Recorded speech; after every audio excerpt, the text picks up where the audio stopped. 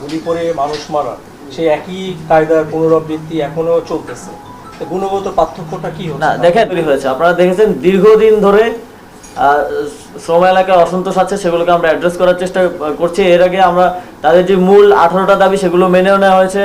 Even আমরা অনেকগুলো ক্ষেত্রে বাস্তবায়নের দিকেও চলে গেছি। টিসিবির সাথে আলোচনার ভিত্তিতে রেশন দেওয়া শুরু হয়ে যাচ্ছে।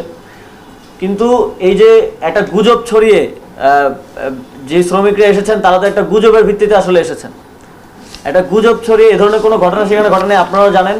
এই গুজব ছড়িয়ে এই যে মুখোমুখি দাঁড় করিয়ে দেওয়া হলো, এই যে একটা উত্তেজনাকর পরিস্থিতি তৈরি করা হলো, আমাদের সূত্রপাতটার দিকে খেয়াল করতে হবে। সেখানে আইনশৃঙ্খলা বাহিনী বাধ্য হয়েছে এবং আপনারা দেখেছেন যে সংঘর্ষে আইনশৃঙ্খলা বাহিনীরও 13 জন সদস্য মারাত্মকভাবে আহত হয়েছেন, চিকিৎসারত আছেন। এবং শ্রমিকদের মধ্যে যারা আহত এবং চিকিৎসারত আছেন তাদের চিকিৎসারও আমরা দায়িত্ব নিয়েছি এবং যিনি নিহত হয়েছেন আমাদের সেই সমবেদনা আছে এবং আমরা সরকারের পক্ষ থেকে ক্ষতিপূরণের ব্যবস্থা করছি।